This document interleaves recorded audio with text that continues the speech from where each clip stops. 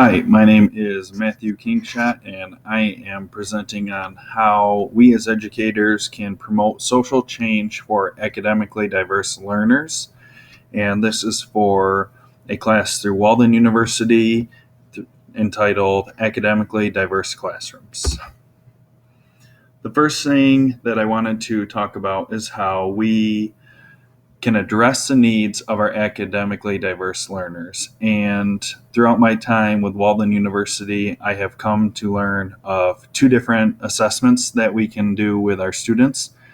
The first of the assessments is cognitive assessments, and some examples of cognitive assessments that we use in my school district include Fontes and Pinnell.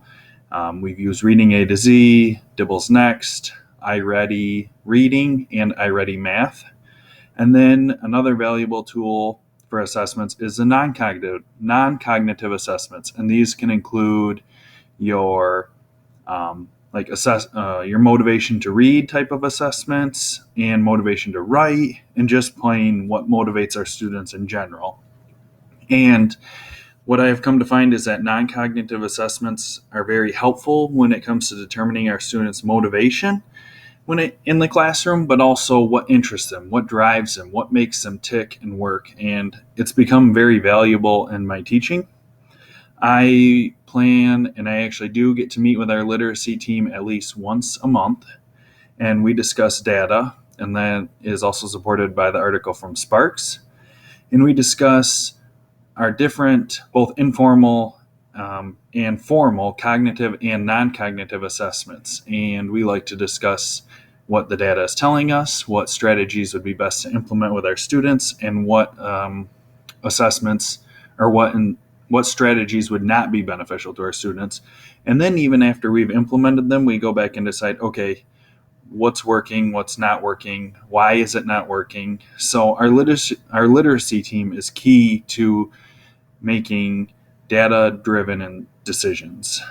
And we decide also within our literacy teams how to group our students.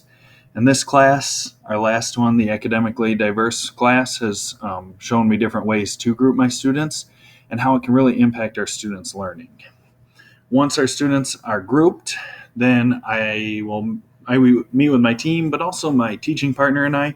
We discuss the strategies for our groups, if our groupings are going to be good. And it's great because her and I, we can switch our students back and forth. So between the two of us, we have 46 students, and it doesn't matter if she has my students or I have hers. We just group them based on need and also what types of groups would be best for them. We monitor then our students' progress, and then actually we also look at what progress they might not be making.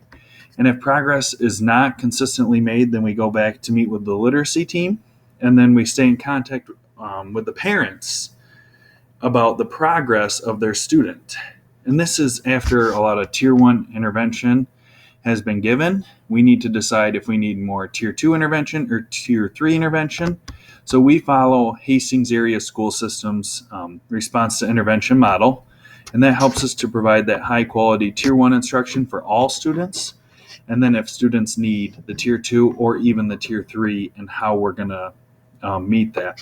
And in order to get to that Tier 2 or Tier 3, the people who make those decisions want us to have a lot of data behind our decisions, but then also what strategies we've been using. And that way we can support our thinking, and we're not just throwing students into Tier 2 or Tier 3 support when maybe they wouldn't need it, and we're just kind of guessing on whether or not. We actually have the data behind it, like many school districts do, and then we use that to decide what level of intervention is needed next. And then we also look at what accommodations we need to provide for all of our diverse learners, and if we need to rewrite more or less. The literacy team that I'm a part of it was originally created to study our reading and writing data, and now we've even included math data.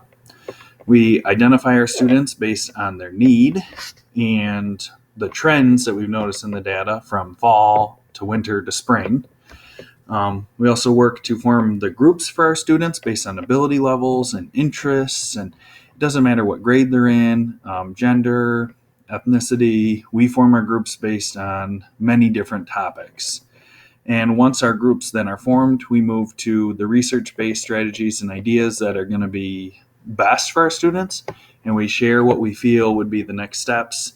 And then we decide as a team if that's a good idea of a strategy or if it's not so much of a good idea of a strategy to use.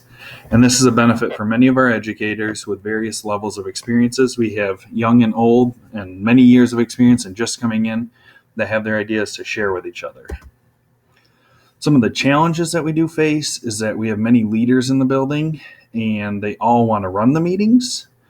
And we try to stay focused with the task at hand, but as many people know, teachers are sometimes the hardest to teach because they get the most off task.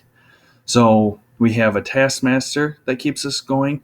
We have assigned jobs, so somebody keeps track of our time so that we're respectful of each other's time, and then a scribe to keep down what is going on, and then the notes to even share back if our administrator's not there. And each week or month, these jobs will rotate, so not one person is running every single meeting. Now, as far as community outreach goes, the families are always informed of reading nights and activities, and we use notes from home or notes to home in the native language of our students. We use Facebook posts, robocalls, and we also put everything on our school and district's website. We are only half of the literacy team development. The other half is the parents. It's the home support. So we can reteach and practice the strategy students are working on at school, but we need the parent support too. And they can do that, and we can do that, and it makes everything so much better.